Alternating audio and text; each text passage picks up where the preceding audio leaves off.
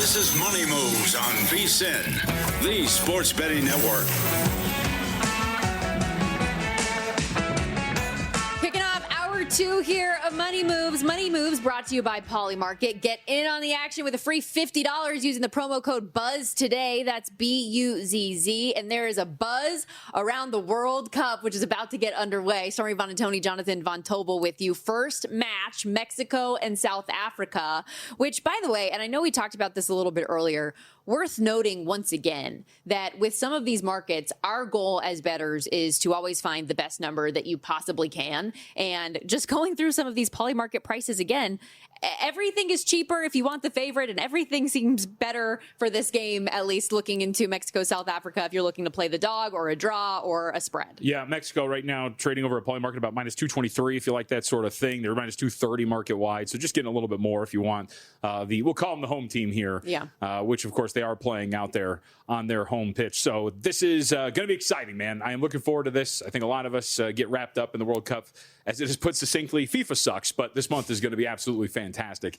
And I'm looking forward to this one. Late a goal and a half to have some skin in the game to start this thing out. So it's funny you say that, because I mentioned off the top of the show when we were detailing the Knicks' historic comeback last night that there was one trader at Polymarket that took $7,000 and turned it into 112. That same guy is on Mexico minus 1.5 today. And so I was going to ask you if we ride the hot hand, but you already have it in pocket. So yes. Do I need to add it so we can get a team play going real quick? Let's do it. Let's see if we can get this. I mean, you got moments, so hurry up and get it in there. But Mexico's in pretty good form, so do like the way their offense has been playing. Don't know the intricacy of it. Do know it. We talk about goalkeeper. The original selection is supposed to be a goalkeeper towards Achilles, so you're not at your most optimal strength there. But this should be a matchup against South Africa that Mexico should be able to win by margin. I know our own Alex Blowers has Mexico to win to 0 here today as well. I laid that goal and a half. You saw that if you're watching up at VSiN.com format there for Polymarket, what you're looking at here and where it's trading at right now. Okay, for whatever reason, I'm only getting -1. Can I do an alt? Yeah, look around, see if we can get this done. All right, I gotta do a little bit of wheeling and dealing here, so I might need you to take over to speak for a second. Mexico also -140 favorites to win Group A in general. South Africa, the long shot of the group at 13-1. We've got South Korea and the Czech Republic later tonight as well, and then tomorrow, USA Paraguay. You excited? Yeah, I mean, I'm excited for all of them. I'm not one that gets too much into the national stuff with Team USA. I know a lot of people who are really into it too, but it's always good to see if they can get out there and perform on a national stage. Haven't really made a run for a really long time into the knockout stages. So would be nice to see if the Americans can actually make a little bit of an impact. I mean, since the days of Landon Donovan, I think it has been since they've made a real run into the elimination round. All right, I'm in. Okay, let's go. I'm in. We got it done. And good news for Team USA as well. The Americans' best defender, Chris Richards, who's been spending the last few weeks recovering from an ankle injury. He said he's ready to go. And he and the whole team looked pretty ready to go, by the way. Speaking of that Knicks comeback, watching it last night, look at their reaction. Dustin, do we have that?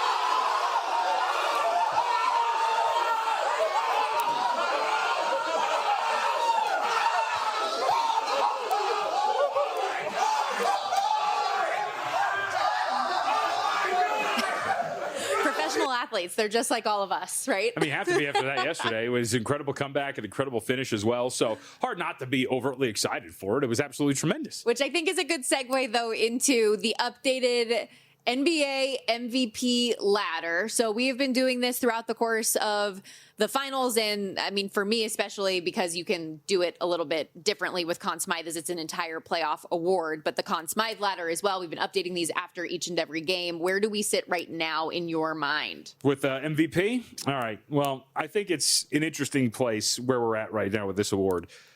I think that it is OG Anunoby who should be at the top of this MVP ladder right now. So my ladder, my rules, and I have OG Anunoby at the top rung here. Plus 280 over at DraftKings. FanDuel's at plus 250. Again, invoking our pals over at Polymarket, you're getting them at about plus 245 out there as well. But Anunoby deserves to be, I think, at the top of this. We'll get to Brunson in a second. But, folks, when you have the day that Anunoby does, let's just talk about the basic stat line from Anunoby when we saw him yesterday pouring in those three-pointers to help the Knicks come back in this game. Ultimately, in the 107-106 victory, ends up with 33 points on 10 of 15 shooting, hits 7 three-pointers. He takes the lead, by the way, in the three-point leader market. We talked about that as well. Gets 4 rebounds and assists, a mighty block that I think some are making the comparison, and this one is still better, but still we should invoke it to some memory. Akin to that of one LeBron James chasing down Andre Iguodala in the NBA Finals in Game 7, which ultimately led to that victory for them. This was absolutely tremendous from OG Anunoby to get this thing done. I think he deserves to be at the top. Then, of course, the game-winning putback to seal it up for them and give them a 3-1 series lead. I think it's kind of bonkers to look at this so far and say that Jalen Brunson should win it. He's number 2 on my ladder right now. He is the odds-on favorite, minus 135 over at DraftKings, minus 120 at FanDuel. But I just don't think the inefficiencies, and he was great yesterday. He was absolutely great, was a big part of the reason why they came back. In 44 minutes, had 36 points, 12 of 25, his most efficient performance from the floor, 5 rebounds, 7 assists, 3 steals. That was his best game of the series. But he's not been as consistent in the impact, the weight of what OG Anunoby has done up to this point, I think is worth more. And I'll bring this up. There's a lot of different metrics out there. Clutch win probability added. So, essentially just that. The clutch plays, so game within 5 points, 5 or fewer minutes left to go. How much do you add to the win probability? It counts all potential clutch plays. So we're talking about field goals, free throws, rebounds, turnovers, steals, blocks, and assists. OG Anunoby, a plus 0.95, leads the series. In second place is Dylan Harper at plus 0.34.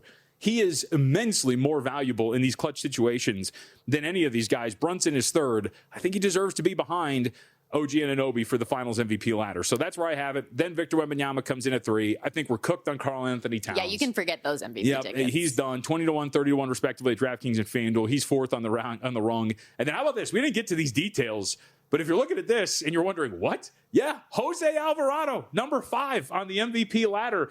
He comes in yesterday and he plays with Jalen Brunson. Is one of the big adjustments that Mike Brown had last night, and it worked out really well for the New York Knicks. And there's a lot of great stats out there. This from Caitlin Cooper, covers the Pacers. Basketball She Wrote is a blog if you want to go check it out. The Knicks had an offensive rating of 172.7 with Brunson and Alvarado on the court in Game 4. Hit a big 3 in that game as well. It was a big reason why the Spurs weren't having a lot of success as that game closed out. He's not going to win it, but he's going to be 5th, and I think OG Anunoby should be the guy. I mean, Mike Brown for Jose Alvarado, just to go back to that real quickly, was singing his praises and clapping into the microphone about his performance last night. But as far as the top of the board conversation goes with OG Anunoby and Jalen Brunson, how many of the people that are voting on this award are going to know those stats that you just referenced, right? How many of them are going to look at the guy that's the star and has come up and has also come up big and scored points when you needed him to in the fourth quarter, and look at Jalen Brunson, right? Like, that's how I see it. And I think that's why the odds reflect him as such. Yeah, I think you're right. I mean, look, it's Jalen Brunson, and voters are simpletons, and there's only 9 of them. So that's also part of it, too. So that is going to matter. I think that I'm going to end up being wrong, because I think you're right. I think most people will just, I mean, we Zach Cohen was talking about one national media member that said that, Brunson deserves credit for missing the shots because somebody's got to take them. That's where we're at with some of these things. So it's going to be hard for OG Anunoby to upend him. But his last 2 games and throughout this postseason, he's been great. And I know it's just a finals award, but Anunoby front and center. And when you look at his impact on this series, quite literally winning them a game, it is hard not to look at that and say that he should be considered their most valuable player through 4 games. I gotcha. And he has the moment, and he has the image that's going to be burned in everybody's memory. Even Mike Brown said, like, that is an iconic moment that's going to go down as the best in Knicks history. Yes. However, Jalen Brunson was also a huge part of that run, right? When we talked about it earlier, it was like, it was basically just 2 horses doing the entire thing for the Knicks on that entire rally to come back. OG's putback was on whose missed shot attempt? Okay. That's one, but again, that's one moment in a game of moments where he was so important. Why are you fighting me so hard on this? So you're going to bet Brunson? As somebody who, in Call Me Crazy, was pitching OG Anunoby 60-1 for NBA Finals MVP, yeah, so I would like to be right. I think that's cool. I just don't think that that's going to be the case. That's all I'm saying here. I don't know why you're fighting. Karl-Anthony Towns, though, cooked. Yeah, cooked, and especially early in the game last night, he has what did the little? Well, I saw the bug come up on the broadcast. That was like the fastest 2 fouls in NBA Finals history. So he's not on the court for a good chunk of the beginning of the game, and then he is, when he's on the court, basically like invisible. The second foul, and then the fact that it was reviewed, I don't know what that was. Yeah, I agree. Look, I'm not going to go down the conspiracy of fixed and whatnot, as many would, but I am amazed that anybody who officiates a game or is in charge of officiating a contest would look at that at review and say that, no, that's a foul on Karl-Anthony Towns. That was insanity, watching that replay. And look, kudos to Mitch Johnson, because Johnson and the Spurs, that was the game plan. Let's go after Cat. Let's see if we can get him out of here. And sure enough, they did. It played out exactly like they wanted. They built up the lead, I think, in part because of that. But man, was that stupid. I could not believe that they reviewed that and thought that was still a foul. Yeah. Do you think that he wakes up in this series now that they've got that momentum back under their sails? Yeah, sorry. Mexico almost had a goal here. Which, by the way, we are in a completely enclosed studio here. Yeah. The fact that we could hear that just now says how many people are here right now. That was a really good opportunity for the Mexicans. They couldn't pull that one off. Derek Stevens walked in the middle of our segment. This last segment, you couldn't see him. He was off camera, but he was so excited. Just he goes pointed like to the book. Yeah, he points. It was awesome. So the energy is fantastic. So we got a corner coming up for Mexico, the first of many here in the 5th minute. But either way, what we're talking about, I think you're right at the end of the day. Oh, Karl Anthony Towns. He should wake up. He's still pretty vital. I also don't think it's a coincidence that the comeback started with him back out there on the floor. He does still have a certain gravity with the way that he plays, his ability to space the floor, but also be big. That helps out New York for sure. We'll talk more about this a little bit later, but I really, really wonder what Game 5 ultimately looks like and how the Spurs emotionally are able to respond from what, as even Brent Musburger came in the studio earlier and told us, was the biggest choke job he has ever seen. So for someone like him to say that tells you how momentous it was. We got to step aside here. When we come back, in addition to the World Cup and the NBA Finals and the NHL Stanley Cup, the College World Series is also finally here. The greatest show on dirt getting underway from Omaha tomorrow. Matt Grissom is going to join us coming up next to talk through a couple ways maybe you can add to the bankroll. We'll be right back.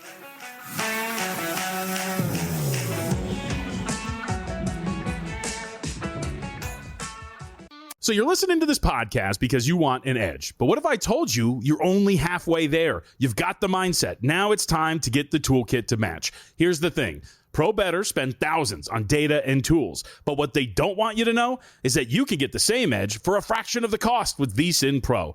VSiN Pro gives you access to expert picks, public betting data, prop projections, powerful tools, analytics, and more. Just tap the link in the description and see why thousands of bettors are already using VSiN Pro to cash more bets.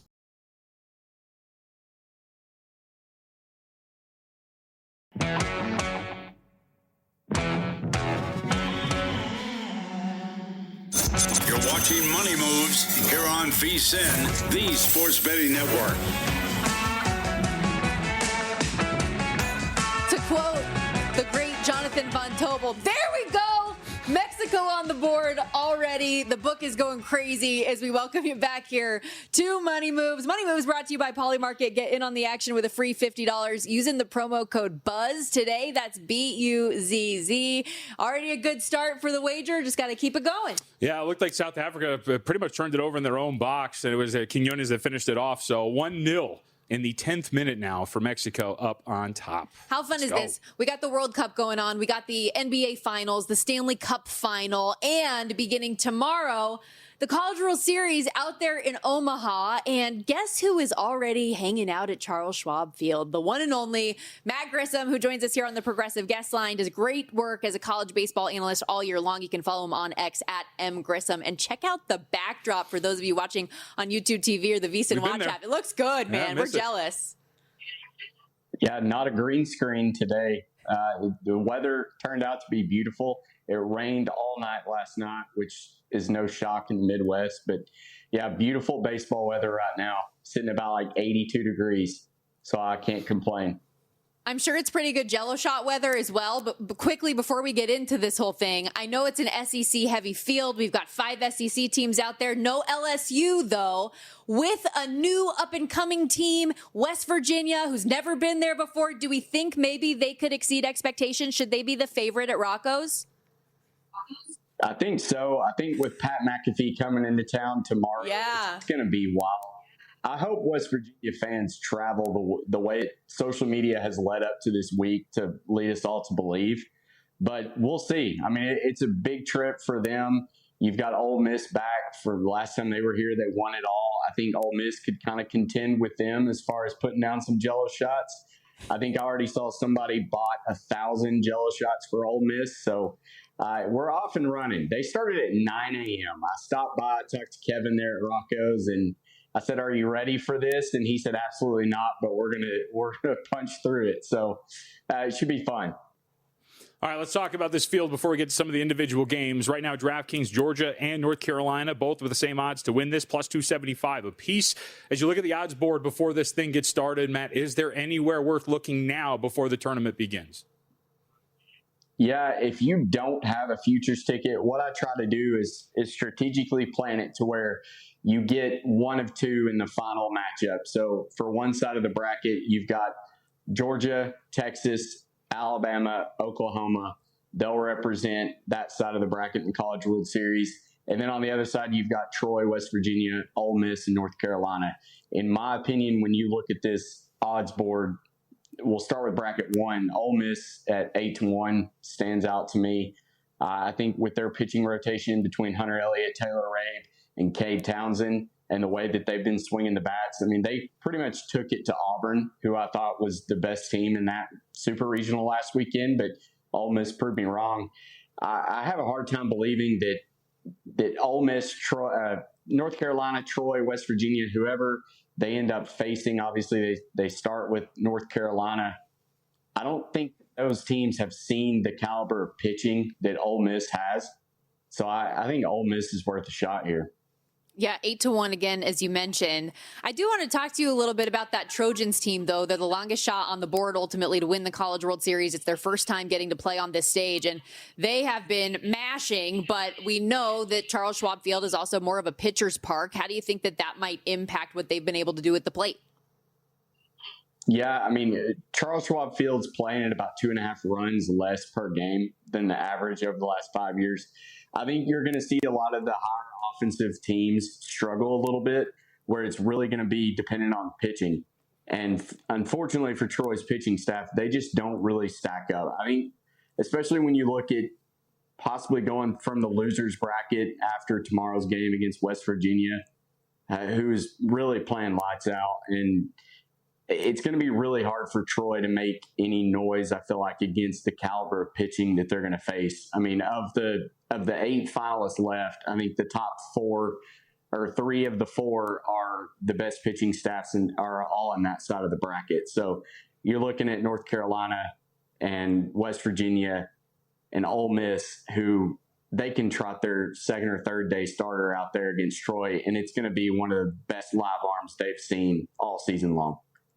All right, let's talk about some of these individual games for tomorrow. We get started, Troy and West Virginia. They're about $2.40 favorites on the money line. Totals 10.5. Anything here between Troy and West Virginia? Yeah, I laid it minus 210 with West Virginia. If you don't want to lay that much juice, I don't blame you. Find something to parlay it with, maybe one of JVT's soccer picks. I have no idea about that, so I'll have to pick your brain on maybe USA. This Ole Miss North Carolina game, a little bit of breaking news. Ole Miss's coach Mike Bianco just announced that they were going to start Taylor Reid, who was their third day starter, then their second day starter. Now he's going to be their ace in Omaha. He has exceeded expectations. He's pitched very well down the stretch. He is a true ace caliber, and our projections flip this from North Carolina with assuming their ace and Jason DeCaro going. Now Ole Miss is favored to win 65% of the time. So I think you can get plus 1.5 at like minus 154 and plus 130 on the money line.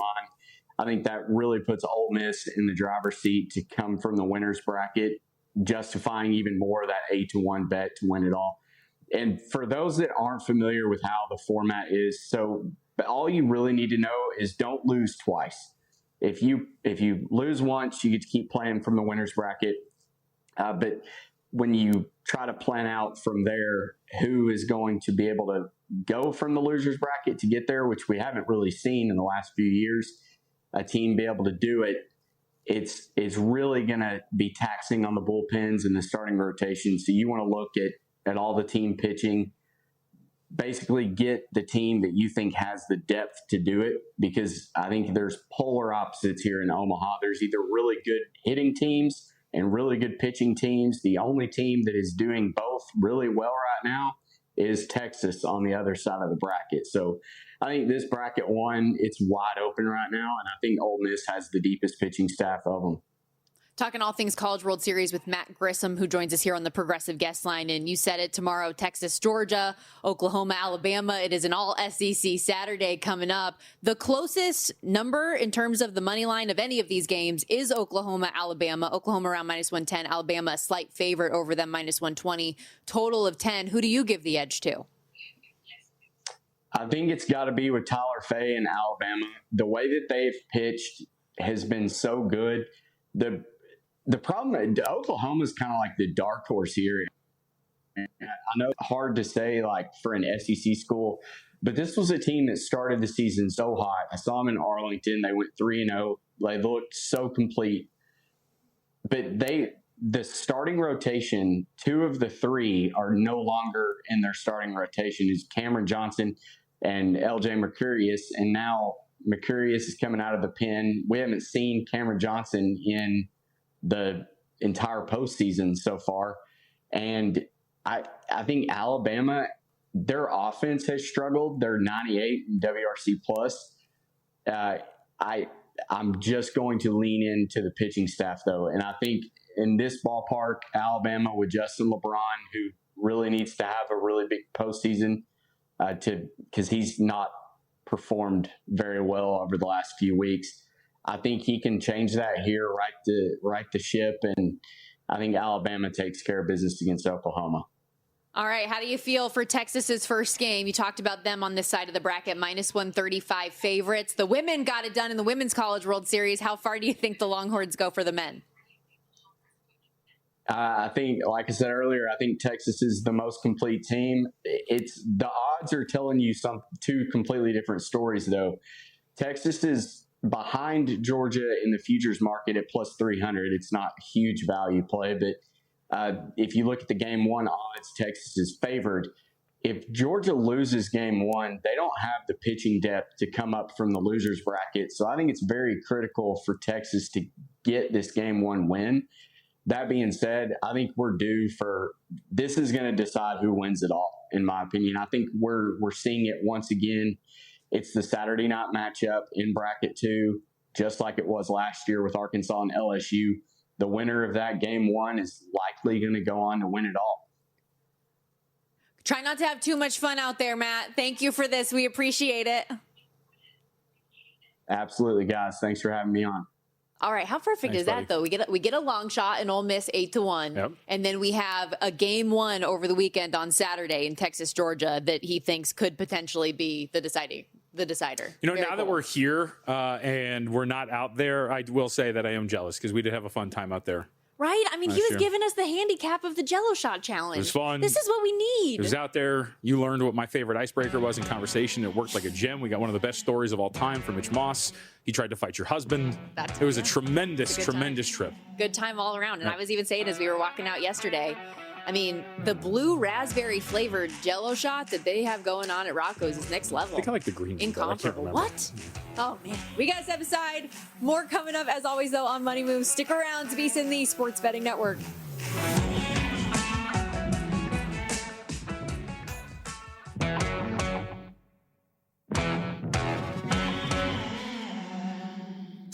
You're watching Money Moves here on VSiN, the Sports Betting Network. Busy Thursday back here on Money Moves. Stormy, Buonantony, Jonathan Von Tobel with you. Money Moves brought to you by Polymarket. You can get in on the action with a free $50 using the promo code BUZZ at Polymarket today, BUZZ. And JVT, I know you're very distracted by the World Cup right now. I'm watching. 1-0 still, Mexico on top with the early goal, which we are hype about as people that laid a goal and a half here on the spread. But I am slightly distracted as well. I was recording a tease for the show tomorrow where we're going to have Rob Moreno on of the First Strike podcast here at VSiN, one of our awesome VSiN employees, to talk about Freedom 250. And I was going through some of the Polymarket markets that are available for trading. It's fascinating. You could do who will attend Freedom 250, will Trump dance during UFC 350, what will the announcers say? The mentions markets, I think, is probably one of my favorite things that I've been able to delve into at this point. It's so there's so many options. It feels kind of unlimited. Yeah, I mean, look, if Will it's Trump shake every winning fighter's hand is another one. Yeah, I wonder what the setup is going to be too.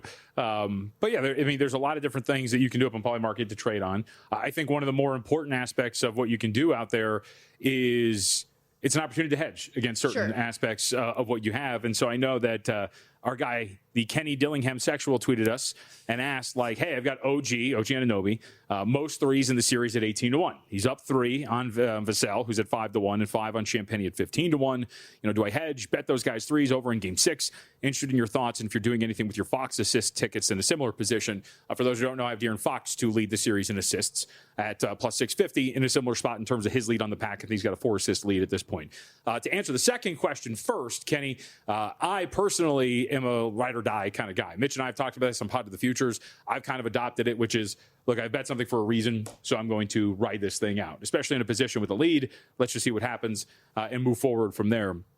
But the cool thing to, again, bring this back to Polymarket is you can take some of those angles. You can also just go trade the no on OG Anunoby as well, if you'd like to go and see that. There is a total 3-point makes market up there that you can just go and trade on no and see if you can get somebody to buy back on you here. So there's a lot of different ways that you can use Polymarket, but one of the ways that I've talked to people about this is using it as an opportunity to hedge against some of the tickets that you do have in pocket. I think another cool thing, too, is similar to if you're in the stock market, right? You can place a limit order. Once a price gets to a certain thing, you can have a buy point that you're going to get in on a side on, which I think is really interesting and something that you can do there. I mean, just in general, though, all of the different options, because obviously we live in our little sports world, which something when I first started looking at different predictive markets and stuff, I personally know I was very confused by the numbers of it. But for those of us that bet sports and are accustomed to how numbers look a certain way, there's even like a little thing you can toggle to that shifts those odds from the percentages or from the cents ultimately to the more traditional American odds that we're used to. So, a lot of people I've talked to that have gotten introduced to betting for the first time always talk about going to the sports book and looking at the odds board and saying the numbers are overwhelming. I know I felt that at first when I was looking at predictive market, but it's really interesting. I think once you know something and once you find a way to help it be more consumable for you, that it can be for everybody. Anything up there, Polymarket, involving Texas Tech? Okay. Outside of the 2027 national champion. You can try to submit your own markets, right? So let's should we submit a will Branden Sworsby actually start week 3 or how what should we do? What was that yesterday? So was it Joey McGuire who said that yesterday? Okay. So there are said which one? About which did he say it's a stretch that he would start week 3 or what was the word that he used? Yes, it was. Stop. He's going to be there week 3. I believe so as well.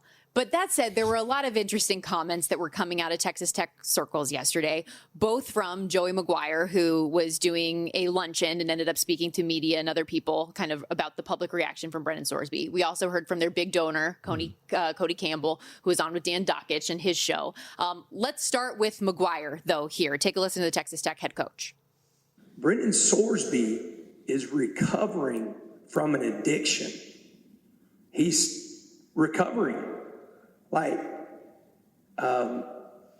I've sat down with this young man multiple times, and the things that he is going through and what he's been through is serious.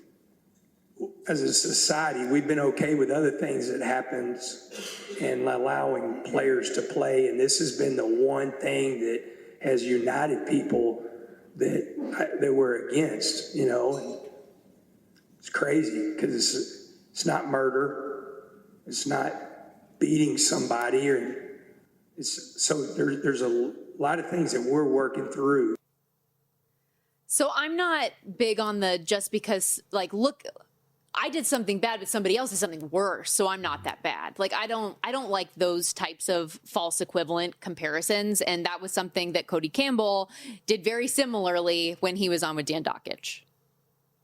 There are kids that are playing and have gotten DUIs that have beaten up women. They're kids that have committed horrible acts. I mean, nobody boycotted to play Penn State a few years ago when that horrible situation happened there. It's because the college football world doesn't think that Texas Tech should be as good as we are.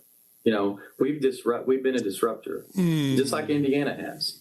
And so we're a target, and we have been even before any of this started. Now, the volume has gone way up, and a lot of it's been directed at me and it Coach McGuire and at our university, but that's not fair. If this had happened at LSU, people would say, it's LSU.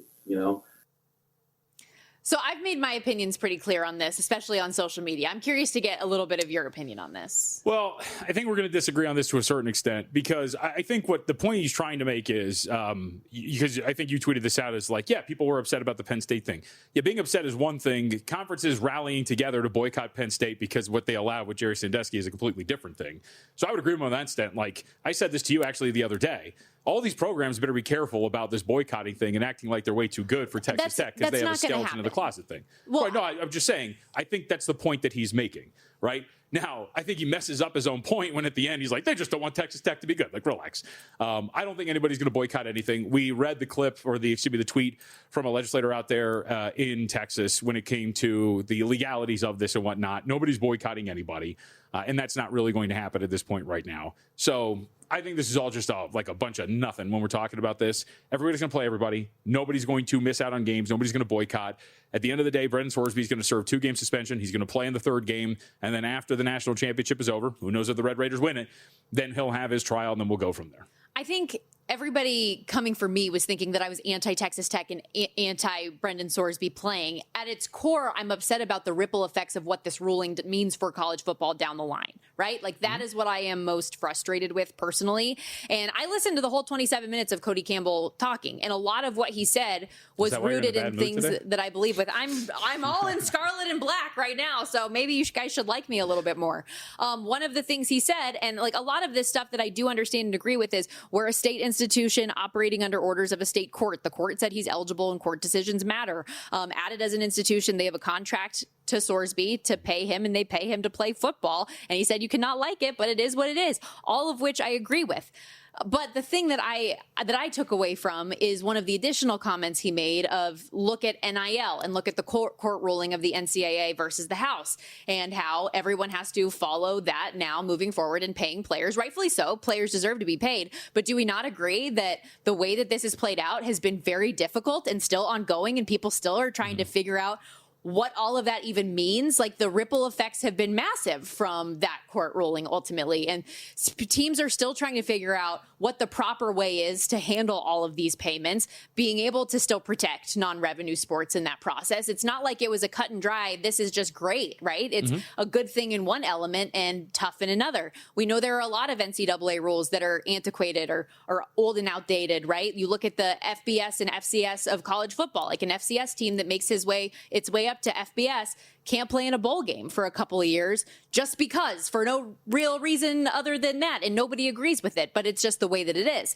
And so for this instance, and this is a long-winded way of saying, I am concerned about what this means moving forward. Is this going to be an acceptable norm now? Because Branden Sworsby is the example that we have, that he bet on his own team and bet on his own sport multiple times and is able to play college football, that now moving forward, you're just able to do that. If I'm not betting on myself, I can bet on my team. No, well, I think ultimately what it's going to lead to is at some point, you're either going to collectively bargain with these players, or they're going to become state employees, and then they can be subject to rules. I mean, I think that's really what it is. That's the problem is in terms of the legality and why Sworsby is where he's at right now to get the injunction is because the NCAA can't arbitrarily just tell somebody, hey, you're not allowed to make your what is it, $6 million because we decided a little bit ago that you can't gamble on your own sport. I agree with you in terms of, hey, ethically, I don't like it. You probably you should not be able to bet on your own team if you're playing on that team. It's the one rule from the dawn of time. But it's not actually a rule. It's an NCAA thing. And so that's where the legal thing comes in. So they'll collectively bargain at some point, or they'll become employees. And I think that's what this ultimately is. That's another thing. Like, somebody was trying to come at me talking about the Calvin Ridley situation in the NFL. And it's like, oh, is he not going to be able to play in the NFL because of this? And I was like, what are we talking about? These are completely different things. And what is the NFL? It's its own entity with the CBA. Correct. Yes, there's rules. And I said, even with that, he missed an entire year of the NFL. When he came back, he now has another. If there is another incident, he's banned for life. There are levels to it. There are people who are banned for life in the National Football League. And then, well, think of the NFL. All of the legal challenges that some of these players have, they generally lose because it's all collectively bargained. Anyways, I'm just. VSiN.com, check it out, /subscribe. We've got an early bird special for you guys to check out. Go get in on it now. VSiN.com /subscribe.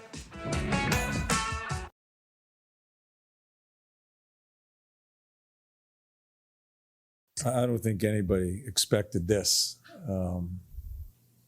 but that's playoffs. Expect the unexpected, I guess. I mean, that's what this whole series has been as we welcome you back here to Money Moves. Brought to you by Polymarket. Get in on the action with a free $50 using the promo code BUZZ, B-U-Z-Z. The Stanley Cup Finals Game 5 upon us tonight. And every game has really come down to the wire in the final moments of it. Each game has had a team take a significant lead that they have then given up. And every game, so I don't know if you've noticed this, but it feels pretty thematic period to period, right? Carolina Hurricanes, regardless of what the score ends up being at the end of 20 minutes, they seem to come out stronger, looking like the better team. Vegas has some sort of a monster second period. And then the third period, despite what has been pretty one-sided the last few games in terms of the goal differential in the third period, it's really been anybody's game at the end. Yeah, I mean, I think that kind of fits the ebbs and flows of the series as it's been played up to this point. This last game I thought was a little different. Maybe you could argue just the sense that, look, Vegas wasn't getting many shot attempts, but the ones that they were getting, they were everything we've talked about, which is generating some pretty good looks on very few attempts. So if they can continue to do that, they're going to give themselves an opportunity. But this has been, I think, the series that we talked about over on Pod of the Futures when you were on and that I brought up. At the end of the day, I think we're now at the point where the goaltenders are moot. These are two teams that know how to generate high-quality looks, whether they're high-danger chances or just high-probability looks that increase your expected goals for by a decent amount. You are looking at two teams that know exactly what they're doing with their offense, and that's exactly what's happened. I mean, look, again, I think through the first period, they had 7 shots on goal, the Vegas Golden Knights, and Bussy was pretty lucky that it wasn't 3-2. Yeah. Because if there's a little bit more time on the clock, then it's 3-2 because of that goal that doesn't get in there. But the whole point here being is that these two teams are just monsters when it comes to generating these opportunities. A little bit more time, 0.2 seconds. Yep. Like it was, I mean, the margins are so narrow in this series. I think that's why I'm at least a little bit surprised to see just how big of a favorite that Carolina has gotten out to, right? Like minus 160, a handful of places in terms of the series as well. Now with it being a best of 3 and having home ice advantage, this is the biggest favorite that they've been. I mean, bigger than the pre-flop number that they were at minus 155 at this point right now. It seems to be Carolina is the side that people believe in more. How much of that, though, do you think might just be recency bias and the change in net for them? Yeah, recency bias, change in net, change in venue as well. Maybe there's a boost to just going back home with the elusive momentum that may or may not exist. Oh, come on, almost in again. But I do think that 155, given the way these two teams have played, I mean, I don't know what you set for home ice at this point right now in the NHL postseason, but it doesn't seem to be too much of a difference between these two that you would give that much of a look. And to invoke that 0.2 of a second on the clock or whatever they needed to actually have that goal count. I've said this a couple of times. I don't know if I'm enthralled with the way the Buss played in that game. They were still giving up those looks. They were still, again, pretty close to at least getting another goal on the board. Who knows what happens from there? So I don't think that Bussy's some massive upgrade over what Freddie Anderson was playing. He might be an upgrade, but the degree to which it is, off the upright, dude, man, come on, or the post, whatever you want to call this. Either way, sorry, I'm locked in. This is a good game. I can tell you're very distracted. Either way, I would think that $1.55, as somebody who thinks Carolina's going to win, seems somewhat expensive. And by the way, worth noting, over at VSiN.com, our own Jonathan Davis, VSiN NHL betting analyst, he's done a great job putting up regular articles ahead of each game, different ways that you can delve into the series and on a game-by-game basis. He does like Vegas today at plus 126, but if you want to see all the props and all the different offers, go over to vsin.com/subscribe today. We do have an early bird football special going on right now where you get that discounted rate, $175 for access now through the Super Bowl, which will include, by the way, in addition to all of our coverage throughout the Stanley Cup Final, the NBA Finals, the World Cup, our NFL betting guide comes out later on this month, and that is free as a part of your annual subscription. vsin.com/subscribe. Again, how you can get in on that. Because you mentioned the home ice advantage, though, it is not a secret that the Carolina Hurricanes had the best home ice in all of the regular season this NHL year. However, in the postseason, we haven't really seen home ice matter very much, and John Tortorella was on the podium yesterday discussing just that. Do you find that home ice advantage means what it used to mean in the playoffs, or has it changed? I think it's totally different. From back in the day when the game was played differently. I think the players policed the game back then. The game is policed by the league basically now, and I think it changes a lot of different things as far as the buildings. It's just a different game. Whether you feel it's good or bad, the changes in it, it's totally different. And I think if you talk to either coaches or either team, they just want to play. This is the finals, and they just want to play. They don't care what building they're in.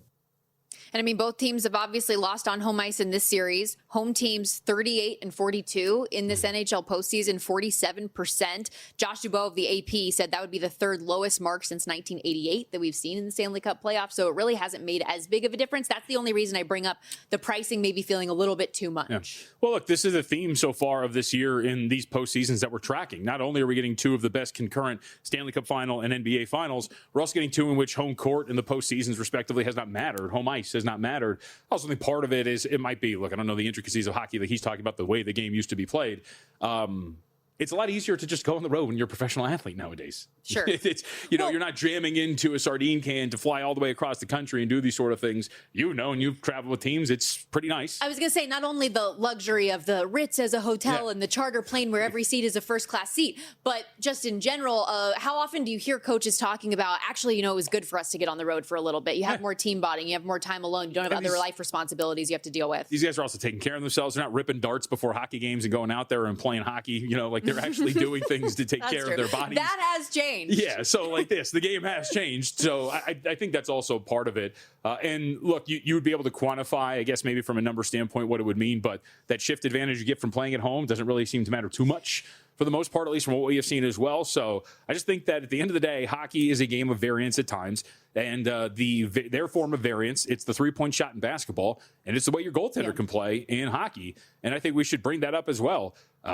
I am very curious to see what Carter Hart is going to be today, because Carter Hart has not been good. And I put my notebook away. One of the things that is worth pointing out is that if you look at his numbers, that 6-game stretch where they won all 6 games, Stormy, he was great. He was lights out. He was tremendous.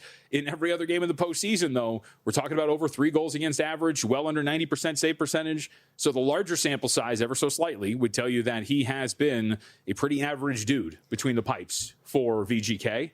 And if that sticks out again here, they came out like a bat out of hell in that last game out in Vegas. And if they get that version of Carolina again, I do worry about Carter Hart, because you've mentioned this. Head case might be a little strong, but dude, it's almost like if they're on the road, and you know what it reminds me of? The inverse of game 2.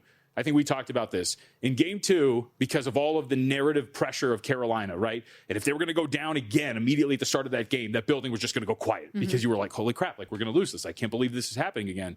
If you're Carter Hart, you got to feel the same way. Like if they score again that quick, aren't you thinking like, dude, I can't get anything going right now. And that's why I kind of think the goaltending change on the Carolina side is notable, because it was very clear that Vegas had Frederik Andersen's number, right? Like you are not scared of that guy at all based on the success you were able to have against him.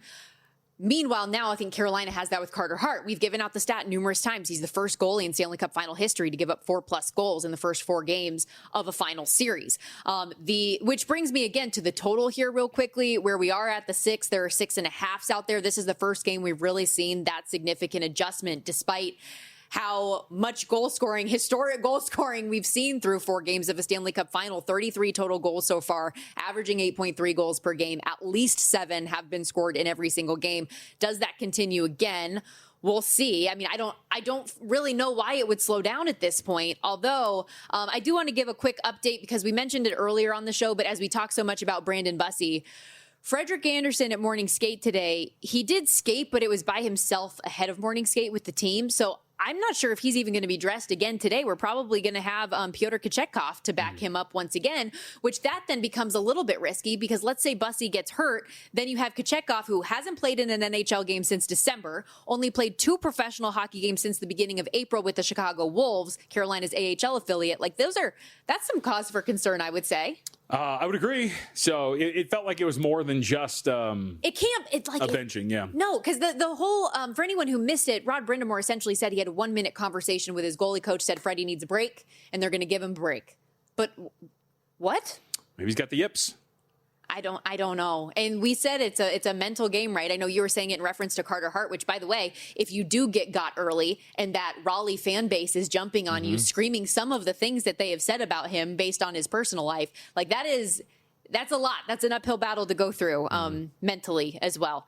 Fun show today. Hopefully we need some more goal scoring here from Mexico. Mexico's had some opportunities quite a bit. They got a good advantage in the expected goals. They are dominating possession as well, and they're just keeping the pressure on in this South African end. So hopefully we can get a few more. Also had a post hit, so come on now. I know that might be the end for us, but keep it locked right here because coming up next, Mitch and Paul are back with Follow the Money, and they've got World Cup best bets galore. They're going to break down all things UFC Freedom 250, the card coming up this weekend.